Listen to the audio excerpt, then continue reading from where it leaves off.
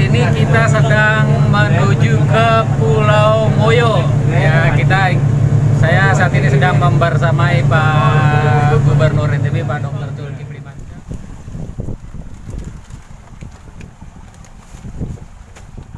Kita buang sauh. Ayo.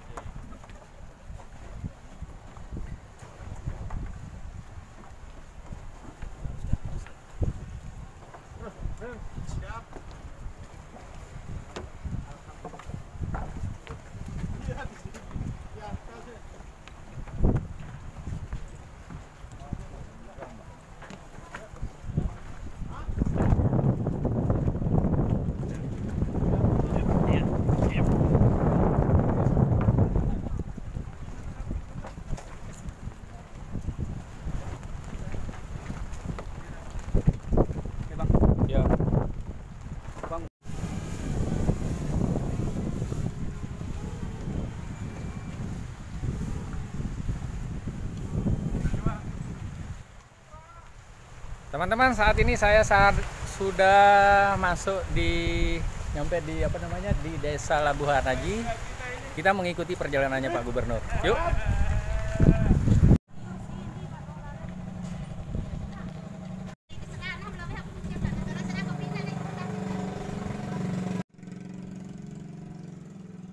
Di suasana di dalam perkampungan Labuhan Haji.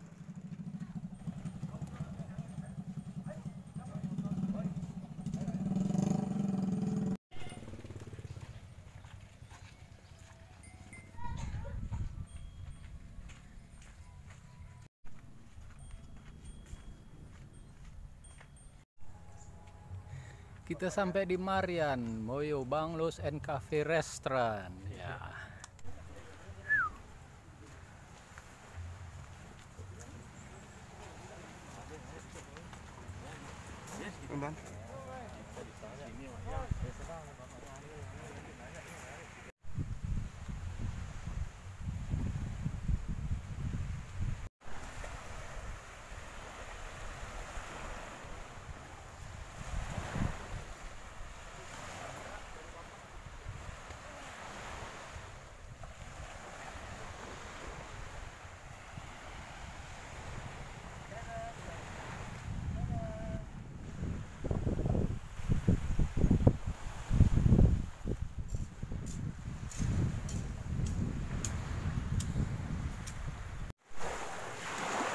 Saudara, saat ini saya sedang berada di pantai Desa Labuhan Haji, Pulau Moyo. Saat ini saya membersamai Pak Gubernur dan rombongan yang datang menyerap aspirasi dari masyarakat Pulau Moyo. Seperti dikit. Bapak Wakil Bupati, terima kasih atas sambutan dari masyarakat, begitu antusias dengan kedatangannya beliau.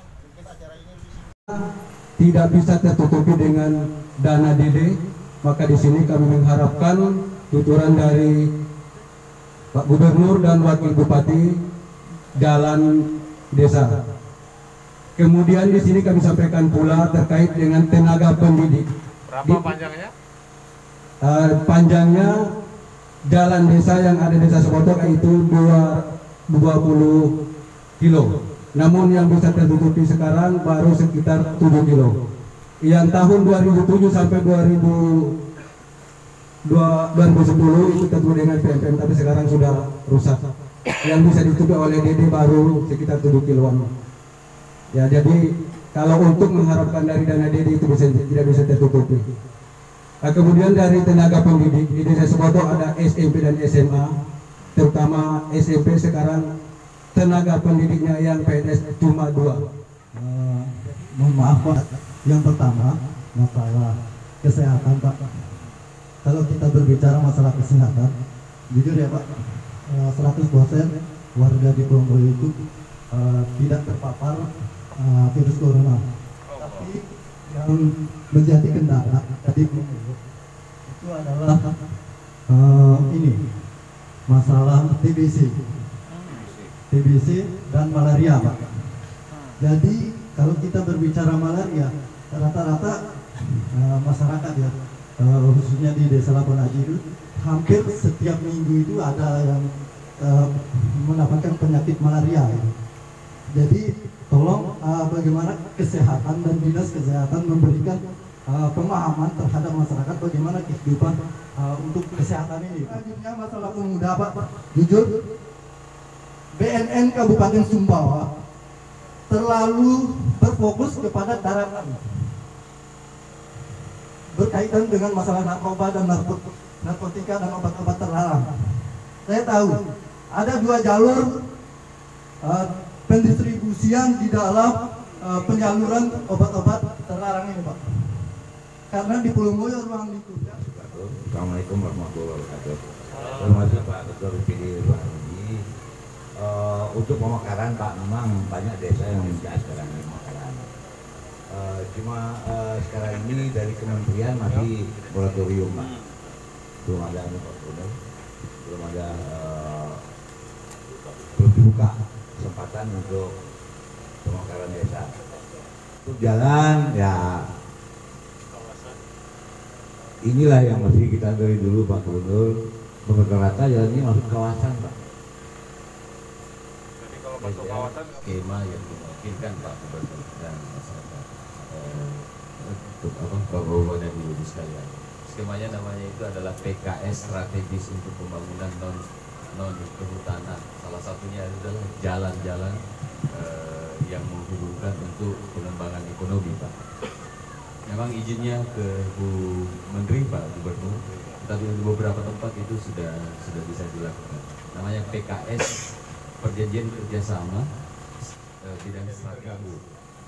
jadi nggak mungkin ada kegiatan ekonomi kesejahteraan tanpa ada mobilitas masyarakat. Jadi kalau jalan tidak bagus, pasti kegiatan ekonomi itu macet. Tapi biasanya daerah yang tidak ada jalan, hutannya bagus-bagus.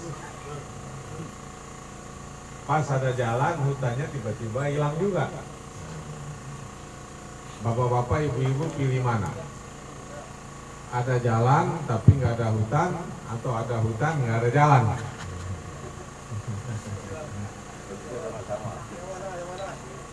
Nah, tentu kita ingin hutannya lestari, jalannya ada. Tapi ini kadang-kadang dalam prakteknya ini nggak gampang. Kadang-kadang yang ngambil kayunya itu ada kerjasama sama oknum aparat penegak hukum, sama kepala desanya, dan lain sebagainya. Ini harus dijaga betul supaya kepala sekolahnya betul-betul orang dari daerah sini, sehingga jiwa perasaannya betul-betul menetap di sini dia.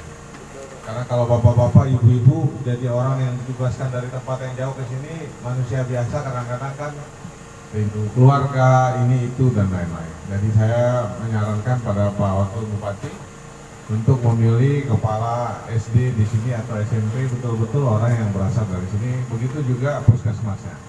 Tadi Adinda yang menanyakan di sini, begitu juga puskesmasnya. Tadi Adinda yang menanyakan tentang ambulan yang berjalan itu, ternyata menurut Pak Camat sudah ada. Cuman lagi-lagi karena bukan orang sini yang mengoperasikan, masih orang di sana, ya namanya manusia. Nah ini pemerintah daerah itu harus mengusahakan agar ada orang di sini yang dilatih mampu mengoperasionalkan itu bekerja sama dengan desa. Banyak kan? Nah tinggal Pak Wakil Bupati harus sering-sering menengok daerahnya. Sehingga kalau kita sering mendengar begini kan ini sebenarnya nggak ada persoalan yang rumit-rumit. Hanya karena jarang ditengok ini kalau begini nih. Ini kan botnya sudah ada, tahu-tahu ini hanya masalah teknis saja. Nah, tapi saya datang ke sini untuk memastikan ternyata masih ada masalah yang sebenarnya sederhana, bisa kita selesaikan di kabupaten tapi belum selesai juga. Nah, mudah-mudahan kehadiran Pak Wakil Bupati ini langsung aja cari kepala sekolah, cari kepala puskesmas. Kalau belum ada, betul-betul dididik sampai orang sini bisa. Kita bukan memperoleh satu hal yang luar biasa, Pak Fajar. Masa cari kepala SD aja nggak bisa orang sini.